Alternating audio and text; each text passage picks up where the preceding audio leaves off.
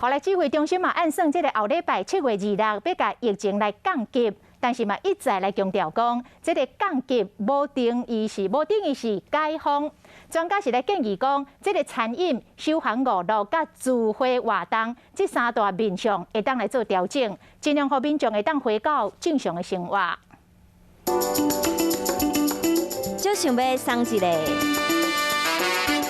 嘛想要处理面的条仔纸，阁有囡仔上司机班、安亲班，无想要只是台北市民的专属，拢有可能伫后礼拜一放较灵的。行政院整理各部会放零关制提案，有考虑开放安亲班、补习班、幼稚园利用 SPA。不过，要是较无考虑开放8大行业，代替可能恢复予旅客提电子票证制对号列车减少主要时段的人流。虽然相关降级的限制拢在单指挥中心公布，不过专家嘛讲，包括健身房的疫情啊，只要做好人流的管制，相关的成效就会当开放。像门把、像水龙头这种东西，就容易会间接接触传染，所以。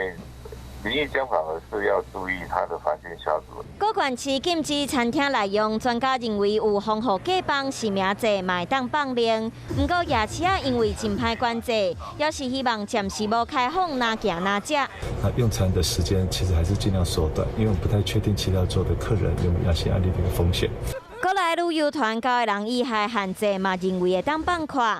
宗教场所室内应该限制人数，不过要景坡道人较多，又还无建议开放。也还不错啊，对啊，可是就是还是要看情况这样子。还是会担心。对啊。李炳彦讲，为着照顾经济，疫情较回一定会降级。不过，若是病例数继续增加，随时拢会提升警戒。